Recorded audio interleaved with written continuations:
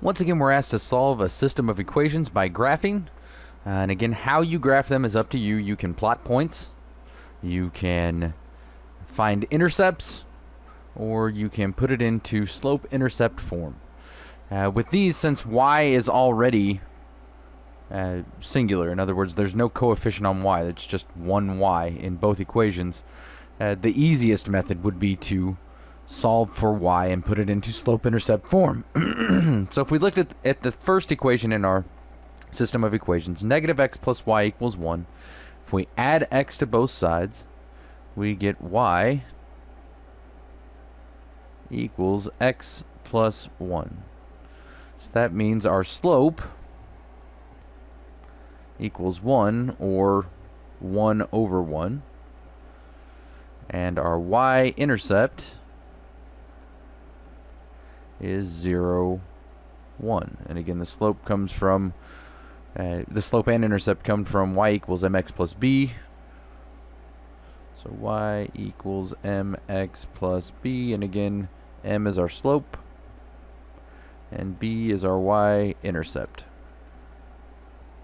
So we'll plot the points for our first equation, negative x plus y equals 1, by starting at the y-intercept, 0, 1. And then we have a slope of 1, so up 1 over 1, up 1 over 1, up 1 over 1, up 1 over 1. You can do this in both directions as much as you want. And then ultimately, we connect the dots to form our line. So there's our graph of negative x plus y equals 1, or y equals x plus 1 if we put it in slope-intercept form. Now with our second equation, 2x plus y, so here's our first equation. Our second equation is 2x plus y equals 10. If we solve for y, we subtract 2x from both sides, and we have y equals negative 2x plus 10. So with this one, our slope is going to be negative 2, or negative 2 over 1, or 2 over negative 1, whichever. Again, it ends up with the same line.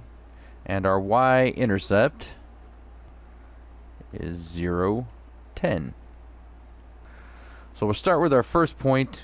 We'll go ahead and plot this in a different color so we can differentiate between the two lines. So first we start at 0, 10. And then our slope is negative 2, 1. So we go down 2 and right 1. Down 2, right 1. Down 2, right 1. Down 2, right 1. So now we can see it appears. Let's go ahead and draw this line in. So it appears our lines intersect.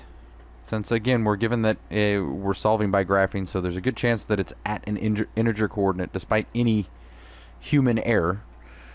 So it appears that they intersect at the point 1, 2, 3, 1, 2, 3, 4. So 3, 4. So tentatively, we're saying that our solution is 3, 4, but we need to check that solution. So let's check by putting that into both equations.